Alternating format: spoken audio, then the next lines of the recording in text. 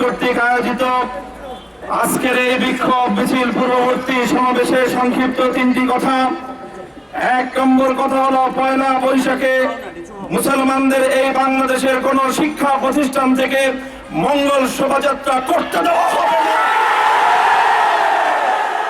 দুই নম্বর কথা হলো, মুসলমানদের সর্বোচ্চ বিচারাঙ্গনে গ্রিকের অভিশাপের দেবী থেমিস দেবীকে যদি এখান থেকে অপসারণ করবার শান্তিপূর্ণ ব্যবস্থা গ্রহণ না করা হয়, এদেশের জনতা গ্রিক দেবী থেমিসের গলায় শেকল পরিয়ে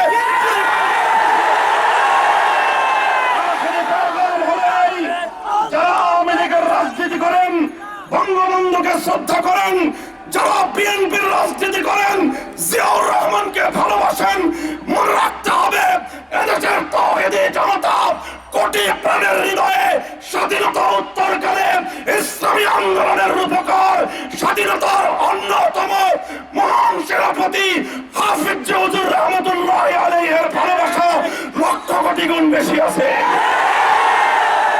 আমি মনে রহমতুল্লাহি আলাইহি বাংলাদেশের জাতীয় মসজিদ বাইতুল মুকাররমের প্রথম খতিব, তার চরিত্রের উপর কালিমা লেপন করবার চেষ্টা করা জাতীয় মসজিদের অপমান, জাতীয় মসজিদের অপমান।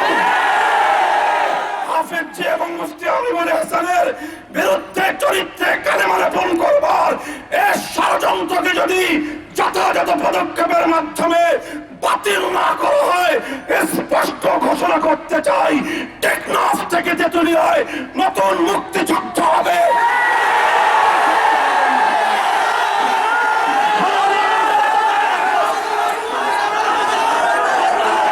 বিসমিল্লাহির রহমানির রহিম। ইসলামী ঐতিহ্য সংরক্ষণ কমিটির উদ্যোগে আয়োজিত আজকের এই মিছিল পূর্ব বিক্ষোভ সমাবেশের সম্মানিত সভাপতি, উপস্থিত জাতীয় নেতৃবৃন্দ, প্রখ্যাত ওলামায়ে কেরাম, তাওহীদি জনতা, সংক্ষিপ্ত একটি কথা। যেই জমিনে, যেই দেশে আল্লাহর বুজুর্গান দ্বীনের ইজ্জতের উপর আঘাত আসবে, সেই দেশের জনগণ যদি সেই ইজ্জত রক্ষার জন্য ময়দানে নেমে না আসে, সেটার জন্য চেষ্টা না করে, সেই জমিন আল্লাহর গজবে নিবেদিত হবে। আমি সরকারকে সতর্ক করতে চাই, তাওহীদি জনতাকে উদাত্ত আহ্বান জানাতে চাই, এই দেশকে যদি আল্লাহর গজব মুক্ত করতে হয়, তাহলে হাফিজ হুজুর রহমতুল্লাহ আলাইহির মতো, আল্লাহর নূরের বলি, আল্লাহর খাস বুজুর্গ মুফতি আমিনুল হাসান রহমতুল্লাহ আলাইহির মতো জাতীয় মসজিদ বাইতুল মুকাররমের প্রথম খতিব, আল্লাহর বলি, ওনাদের ইজ্জত রক্ষার এই আন্দোলনকে বেকবান করে এটাকে সফলতার চূড়ান্ত পর্যায়ে আমাদেরকে পৌঁছাতে হবে ইনশাআল্লাহ। আহ্বান রেখে ইসলামী ঐতিহ্য সংরক্ষণ কমিটির আয়োজনে ডাকে আজকের এই বিক্ষোভ সমাবেশে আপনারা স্বতঃস্ফূর্ত অংশগ্রহণে আপনাদের সকলকে মুবারকবাদ জানিয়ে আমার বক্তব্য শেষ করি।